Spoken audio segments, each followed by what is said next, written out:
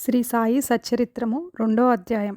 ఈ గ్రంథ రచనకు కారణము పూనుకొనుటకు అసమర్థత, బాబా అభయము, వాడాలో వివాదము, హేమడ్ పంతు అను బిరుదు ప్రదానము, గురువు యొక్క ఆవశ్యకత.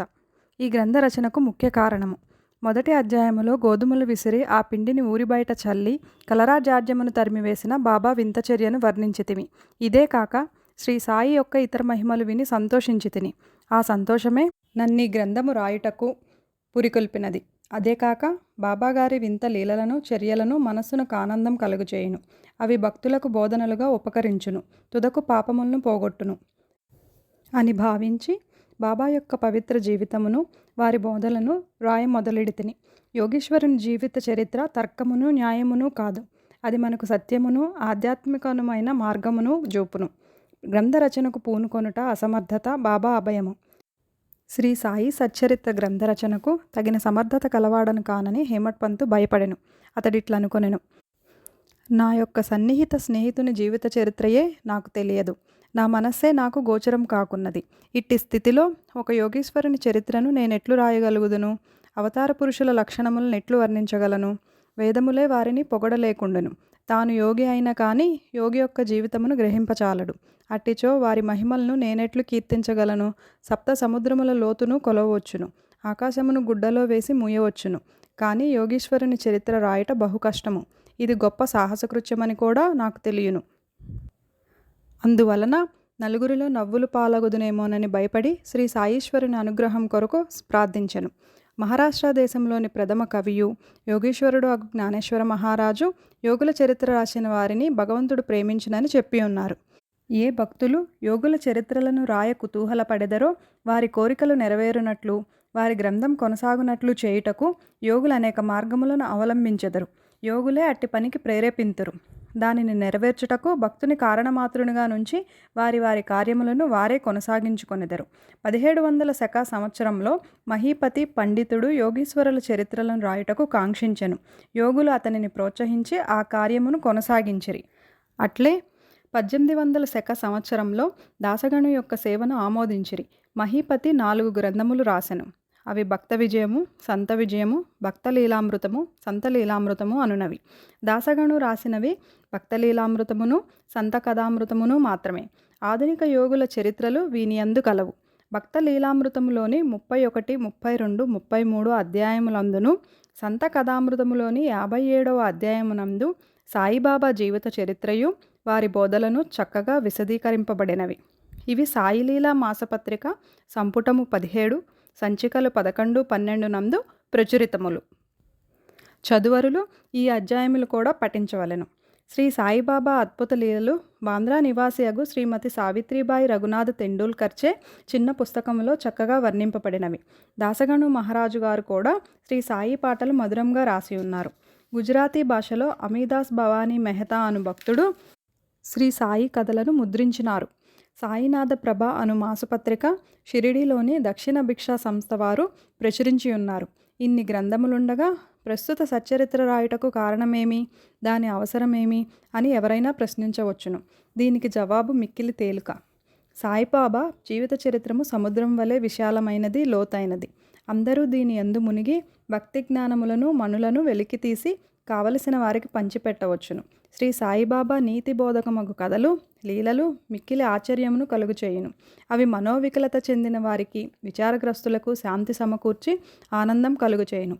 ఇహపరములకు కావలసిన జ్ఞానమును బుద్ధిని ఇచ్చును. వేదముల వలె రంజకములను ఉపదేశకములను అగు బాబా ప్రబోధములు విని వానిని మననం చేసినచో భక్తులు వాంఛించునవి అనగా బ్రహ్మైక్యయోగము, అష్టాంగయోగ ప్రావీణ్యము, ధ్యానానందము పొందెదరు. అందుచే బాబాలీలను పుస్తక రూపమున రాయ నిశ్చయించితిని. బాబాను సమాధికి ముందు చూడని భక్తులకు ఈ లీలలు మిగులు ఆనందం కలుగచేయును.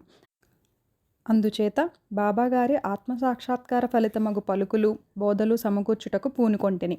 సాయిబాబాయే ఈ కార్యమునకు నన్ను ప్రోత్సహించెను. నా అహంకారమును వారి పాదములపై ఉంచి శరణంటితిని. కావున నా మార్గం సవ్యమైనదనియు బాబా ఇహపర సౌఖ్యములు తప్పక దయచేయును నమ్మియుంటిని. నా ఎంతట నేను ఈ గ్రంథ రచనకు బాబా యొక్క అనుమతిని పొందలేకుంటిని. మాధవరావు దేశపాండే ఉరఫ్ శ్యామ అనువారు బాబాకు ముఖ్య భక్తుడు. వారిని నా తరపున బాబాను ప్రార్థించమంటిని. నా తరపున వారు బాబాతో ఇట్లనిరి: ఈ అన్నాసాహెబ్ మీ జీవిత చరిత్రను రాయ కాంక్షించుచున్నాడు. నేను భిక్షాటనముచే జీవించు పకీరును. నా జీవిత చరిత్ర రాయనవసరం లేదని అనవద్దు. మీరు సమ్మతించి సహాయపడినచో వారు రాసెదరు. లేదా మీ కృపయే దానిని సిద్ధింపచేయును. మీ యొక్క అనుమతి ఆశీర్వాదం లేనిదే ఏదియూ జయప్రదముగా చేయలేము. అది వినినంతనే శ్రీ సాయిబాబా మనసు కరిగి నాకు ఊది ప్రసాదం పెట్టి ఆశీర్వదించారు. మరియు శ్యామతో ఇట్లు చెప్పదొడంగిరి. కథలను అనుభవాలను ప్రోగు చేయమనను. అక్కడక్కడ కొన్ని ముఖ్య విషయములను టూకీగా రాయమను. నేను సహాయం చేసేదను. వాడు నిమిత్త మాత్రుడే. నా జీవిత చరిత్ర నేనే రాసి నా భక్తుల కోరికలను నెరవేర్చవలెను. వాడు తన అహంకారమును విడవవలెను. దానిని నా పాదములపైన పెట్టవలెను. ఎవరైతే వారి జీవితంలో ఇట్లు చేసెదరో వారికి నేను మిక్కిలి సహాయపడెదను. నా జీవిత చర్యల కొరకే కాదు, సాధ్యమైనంత వరకు వారి గృహకృత్యములందునూ తోడ్పడెదను. వాని అహంకారం పూర్తిగా పడిపోయిన పిమ్మట అది మచ్చునకు కూడా లేకుండానప్పుడు నేను వాని మనస్సులో ప్రవేశించి నా చరిత్రను నేనే రాసుకొందును. నా కథలు బోధలు విన్న భక్తులకు భక్తి విశ్వాసములు కుదురును. వారు ఆత్మసాక్షాత్కారమును బ్రహ్మానందమును పొందెదరు. నీకు తోచిన దానినే నీవు నిర్ధారణ చేయుటకు ప్రయత్నించకము. ఇతరుల అభిప్రాయములను కొట్టివేయుటకు ప్రయత్నించకము. ఏ విషయము పైనైనను కీడు మేలు ఎంచు వివాదము కూడదు. వివాదమనగానే నన్ను హేమట్ పంతు అని పిలుచుటకు కారణమేమో మీకు చెప్పెదనని వాగ్దానం జ్ఞప్తికి వచ్చినది. ఇప్పుడు దానినే మీకు చెప్పబోచున్నాను. కాకాసాహెబ్ దీక్షిత్, నానాసాహెబ్ చందోర్కర్లతో నేను ఎక్కువ స్నేహంతో ఉంటిని. వారు నన్ను షిరిడీ పోయి బాబా దర్శనం చేయమని బలవంతం చేసిరి. అట్లే చేసేదనని వారికి నేను వాగ్దానం చేసితిని. ఈ మధ్యలో ఏదో జరిగినది. అది నా షిరిడీ ప్రయాణమునకు అడ్డుపడినది. లోనావాలాలో ఉన్న నా స్నేహితుని కొడుకు జబ్బు పడెను. నా స్నేహితుడు మందులు మంత్రములన్నీ ఉపయోగించెను, కానీ నిష్ఫలమయ్యను. జబ్బు తగ్గలేదు. తుదకు వాని గురువును పిలిపించుకొని పక్కన కూర్చుండబెట్టుకొనెను, కానీ ప్రయోజనం లేకుండెను. ఈ సంగతి విని నా స్నేహితుని కుమారుని రక్షింపలేనట్టి గురువు యొక్క ప్రయోజనమేమి? గురువు మనకు ఏమీ సహాయం చేయలేనప్పుడు నేను షిరిడీ ఏలపోవలను అని భావించి షిరిడీ ప్రయాణమును మానుకొంటిని. కానీ కానున్నది కాకమానదు. అది ఈ క్రింది విధముగా జరిగెను. నానాసాహెబ్ చందోర్కర్ ప్రాంతీయ రెవెన్యూ అధికారి. ఉద్యోగరీత్యా ఒకనాడు ఆయన వసాయికి పర్యటనకై పోవుచుండెను. టానా నుండి దాదర్కు వచ్చి అచట వసాయి పోవు బండి కొరకు కనిపెట్టుకొని ఉండెను. ఈలోగా బాంద్రా లోకల్ బండి వచ్చెను. దానిలో కూర్చొని బాంద్రా వచ్చి నన్ను పిలిపించి షిరిడీ ప్రయాణమును వాయిదా వేసినందుకు నాపై కోపగించెను. నానా సంతోషదాయకముగా సమ్మతముగా ఉండెను. అందుచే ఆ రాత్రియే షిరిడీ పోవు నిశ్చయించి తిని సామానులు కట్టుకొని షిరిడీ బయలుదేరి తిని. బాంద్రా నుండి దాదర్ వెళ్ళి అచట మన్మాడు వెళ్ళి రైలు ఎక్కవలనని అనుకొంటిని. అటులనే దాదర్ టికెట్ కొని రైలు రాగానే ఎక్కి కూర్చుంటిని. బండి ఇక బయలుదేరుననగా మహమ్మదీయుడొకడు నేను కూర్చొనిన పెట్టెలోనికి హడావుడిగా వచ్చి నా సరంజామా అంతయు చూచి ఎక్కడకు పోవుచుంటివని నన్ను ప్రశ్నించెను. నా ఆలోచన వారికి చెప్పి తిని. వెంటనే అతడు దాదరు స్టేషన్లో దిగవద్దని, ఎందుకనగా మన్మాడు మైలు దాదర్లో ఆగదని, అదే రైల్లో ఇంకనూ ముందుకు పోయి బోరిబందర్ స్టేషన్లో దిగమని నాకు సలహా చెప్పెను. ఈ చిన్న లీలయే జరగకుండినచో నేను అనుకొనిన ప్రకారం ఆ మరుసటి ఉదయం షిరిడీ చేరలేకపోయేవాడిని. అనేక సందేహములు కూడా కలిగి ఉండేవి. కానీ నా అదృష్టవశాత్తు అది అట్లు జరగలేదు. మరుసటి దినం సుమారు 9-10 గంటలలోగా నేను షిరిడీ చేరితిని. షిరిడీలో నా కొరకు కాకాసాహెబ్ దీక్షిత్ కనిపెట్టుకొని ఉండెను. ఇది 1910 ప్రాంతంలో జరిగినది. అప్పటికి సాటేవాడ ఒక్కటే షిరిడీ వచ్చు భక్తుల కొరకు నిర్మింపబడి ఉండెను. టాంగా దిగిన వెంటనే బాబాను దర్శింపవలనని నాకు ఆత్రం కలిగెను. అంతలో అప్పుడే మసీదు నుండి వచ్చుచున్న తాత్యాసాహెబ్ నూల్కర్ బాబా వాడా చివరన ఉన్నారనియో మొట్టమొదట ధూళి దర్శనం చేసుకొనమని నాకు సలహా ఇచ్చెను. స్నానానంతరం ఓపికగా మరలా చూడవచ్చున నేను. ఇది వినిన తోడనే నేను పోయి బాబా పాదములకు సాష్టాంగ నమస్కారం చేసి తిని. నాలో ఆనందం పొంగి పొరలినది. నానాసాహెబ్ చందోర్కర్ చెప్పిన దానికన్నా ఎన్నో రెట్లు అనుభవమైనది. నా సర్వేంద్రియములు తృప్తి చెంది ఆకలి దప్పికలు మరచితిని. మనసుకు సంతుష్టి కలిగెను. బాబా పాదములు పట్టిన వెంటనే నా జీవితంలో గొప్ప మార్పు కలిగెను. నాకు షిరిడీ పోవలసినదని ప్రోత్సహించిన వారందరికీ నేనెంతో రుణపడినట్లుగా భావించితిని. వారిని నా నిజమైన స్నేహితులుగా భావించితిని. వారి రుణమును నేను తీర్చుకొనలేను. వారిని జ్ఞప్తికి తెచ్చుకొని వారికి నా మనస్సులోనే సాష్టాంగ ప్రణామం చేసి తిని. నాకు తెలిసినంతవరకు సాయిబాబా దర్శనం వల్ల కలుగు చిత్రమేమనా మనలో ఉన్న ఆలోచనలు పారిపోవును. వెనుకటి కర్మల బలము తగ్గును. క్రమంగా ప్రపంచమందు విరక్తి కలుగును. నా పూర్వజన్మ సుకృతంచే నాకు ఈ దర్శనం లభించినదనుకొంటిని. సాయిబాబాను చూచినంత మాత్రమునే ఈ ప్రపంచమంతయు సాయిబాబా రూపము వహించును. తీవ్ర వాగ్వివాదము. నేను షిరిడీ చేరిన మొదటి దినమునే నాకును బాలాసాహెబ్ బాటేకును గురువు యొక్క ఆవశ్యకత గురించి గొప్ప వాగ్వివాదం జరిగెను. మన స్వేచ్ఛను విడిచి ఇంకొకరికి ఎందుకు లొంగి ఉండవలనని నేను వాదించి తిని.